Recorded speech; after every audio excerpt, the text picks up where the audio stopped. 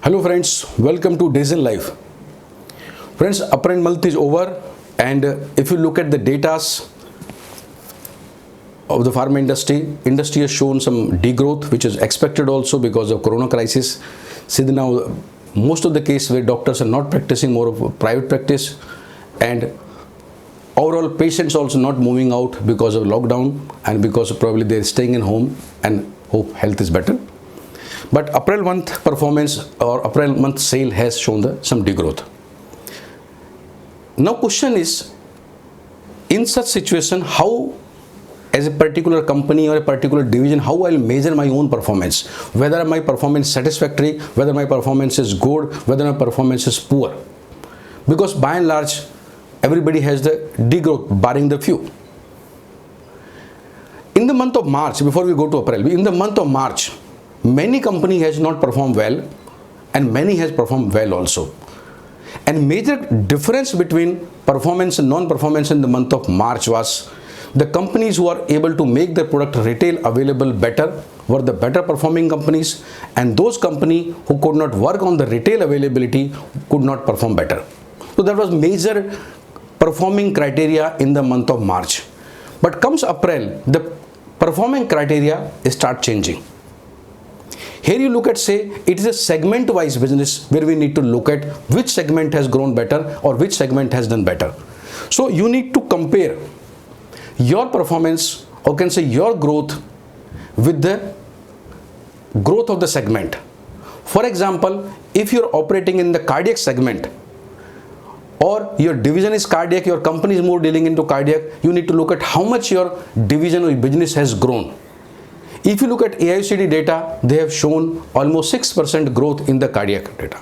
So if your performance, if your business has grown more than 6% in the month of April, which means you have performed better. But if your growth is less than 6% in the cardiac or it has degrown, then your performance is definitely not good. You need to think about it.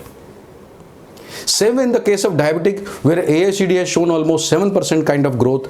So if your growth is better than 7%, obviously you can conclude you have performed better. Or if your growth is less than 7% or degrowth, then again your performance is bad and you need to think about it. In the case of anti-infective, where AIOCD data shows a degrowth of almost 22%, now you look at if your company is able to restrict your degrowth less than 22%, it means they have done better.